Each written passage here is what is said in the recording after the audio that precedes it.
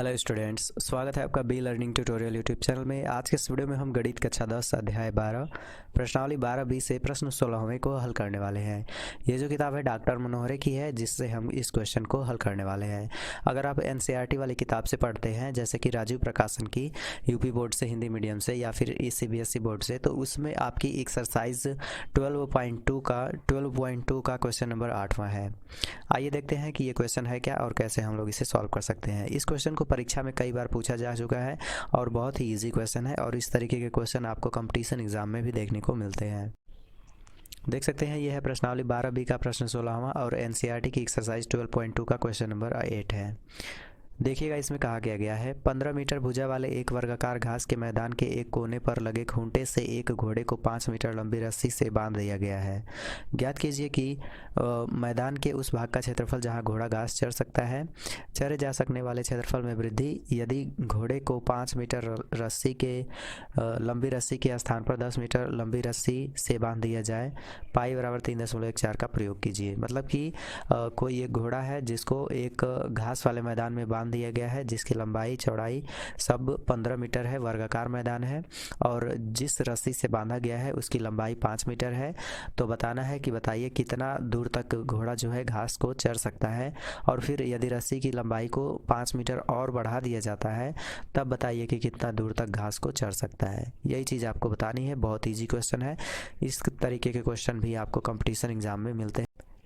देख सकते हैं, जैसे कि यह एक, मान लेते हैं कि कोई पार्क है, वर्गाकार है, ठीक है, जिसका कोई एक कोने से एक घोड़ा बंधा हुआ है जो घास को चर रहा है। जैसे कि यह जो है वो रस्सी की लंबाई है और ये कितनी है, 5 मीटर है। ठीक है, हम इसको मान ले रहे हैं कि ये R1 है, ये R1 जो है वो 5 मीटर है। क्यों हम इसको R1 मान रहे हैं, अभी हम उसका कारण बताएंगे आपको।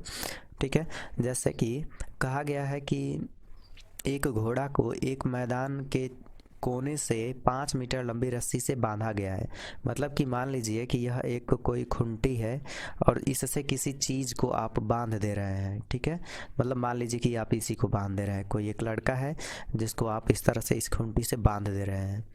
तो ये जो लड़का है ये कितना दूर तक भागेगा, जितनी दूर तक इस रस्सी की लंबाई होगी उतनी दूर तक ही, और बहुत कर सकता है तो ये वृत्ताकार के रूप में, मतलब इधर से ऐसे करके घूम सकता है। मतलब कि इसका जो भागने का कुल जगह है, कुल कितना है, यही है पूरा यहाँ से यहाँ तक का। ये जो एरिया है इतने में ही ये भाग सकता है, या भाग सकता है, दौड़ सकता है, या लौट सकता है, कुछ भी कर सकता है। मतलब चाहे कुछ भी करना हो ये वो इतने ही एरिया में कर सकता है। उसी तरीके से ये जो घोड़ा है, इसको अगर हम रस्सी से बांध दें किसी एक कोने से, तो ये उतने दूर का ही घास चर सकता है जितने दूर तक इस रस्सी की लंबाई पहुंच सकती है। यानी कि अगर कंडीशन में हम इसका एक वृत्त का रचना करें, इसको हम डिलीट करते हैं। अगर हम लोग एक एज्यूम करते हैं कि यह एक वृत्त बन रहा है इस तरह से, अगर ये इस रस्सी की लंबाई को मान करके चलते हैं तो, ठीक है, तो घोड़ा यहाँ से यहाँ तक का घास चर सकता है। ठीक है, ये पार्क जो है इतने दूर तक का घास चर सकता है जितनी रस्सी की लंबाई है। तो यहाँ पे लिखेंगे, चलिए हम लोग इसे सॉल्व करते हैं। यहाँ पे लिखेंगे रस्सी की लंबाई बराबर वृत्त की त्रिज्या, और इसको हमने माना है R1 बराबर 5 सेंटीमीटर। सेंटीमीटर में नहीं दिया है, मीटर में दिया है, तो 5 मीटर। ठीक है, अब हमें त्रिज्या पता चल गई। अब हमें अगर कोण पता चल जाए तो हम लोग निकाल सकते हैं कि ये कितनी दूर तक घास को चर सकता है। तो ध्यान दीजिएगा, क्वेश्चन में कहा गया है कि जो मैदान है वो वर्गाकार मैदान है। तो वर्गाकार मैदान है और उसमें इस तरह से कोने पे एक वृत्त बन रहा है। तो ये वाला जो एंगल है, अगर आप नोटिस करेंगे तो वर्ग की जो चारों भुजाएँ होती हैं 90 अंश के कोण पर होती हैं। यानी कि जो एंगल बनेगा ये वाला, वो कितना डिग्री का बनेगा, 90 डिग्री का। ठीक है, जो ये वाला एंगल बनेगा वो 90 डिग्री का बनेगा। यानी हम लोग लिख सकते हैं कि theta is equal to 90 degree. ठीक है, क्यों, क्योंकि वर्ग के अंदर बना कोण है, वर्ग के अंदर बना कोण। ठीक, वर्ग के अंदर जो कोण होता है वो सभी 90 अंश के होते हैं, इसलिए थीटा की वैल्यू जो होगी वो 90 डिग्री की होगी। अब हमें निकालना है कि मैदान के उस भाग का क्षेत्रफल ज्ञात कीजिए जहां घोड़ा घास चर सकता है यदि रस्सी की लंबाई 5 मीटर है। तो यहाँ पे लिखेंगे 5 मीटर रस्सी की लंबाई होने पर घोड़े द्वारा घास चरे जा सकने वाले क्षेत्र का क्षेत्रफल, सकने वाले क्षेत्र का क्षेत्रफल। ठीक है, ये हमारा फर्स्ट पॉइंट है, क्षेत्रफल। तो यह एक त्रिज्यखंड बन रहा है यहाँ से यहाँ तक का, तो ये हो जाएगा theta upon 360 into pi R square, और थीटा की वैल्यू 90 डिग्री है, बटा 360 गुणे पाई की वैल्यू 3.14 रखना है, गुणे आर की वैल्यू 5 सेंटीमीटर है, तो 5 गुणे 5। देखिए ये कट जाएगा, 9 चौके 36, 4 बार में। अब जो चीज़ें हैं वो कटने वाली नहीं हैं, तो हम इनका गुणा कर लेंगे। 3.14 गुणे 5 गुणे 5, इसको लिख सकते हैं 3.14 गुणे 5 गुणे 5 डिवाइड बाई 4। जब इस पे हम लोग गुणा करेंगे तो ये हो जाएगा 3.14 गुणे 25, 3.14 गुणे 25। अब इसमें गुणा करेंगे तो 5 को 20, 5 एकम 5 2 7, 5 3 15, और 2 चौको 8, 2 एकम 2, 2 3 6, और 0 8 7 15, 5 2 7 1 8, 6 1 7। ये आपका हो जाएगा 78 50, और 0.2 अंक पे है तो 2 अंक पे लगा लेंगे पॉइंट, बटा 4।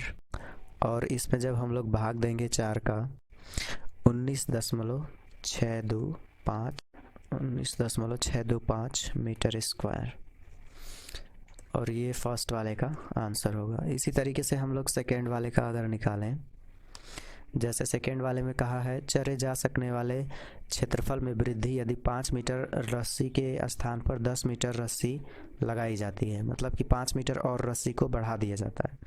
यानी कि हम लोग लिख सकते हैं, तो रस्सी की लंबाई को 5 मीटर के स्थान पर जब 5 मीटर और बढ़ा देंगे तो जो त्रिज्या होगी वो हो जाएगी R2 बराबर 10 मीटर।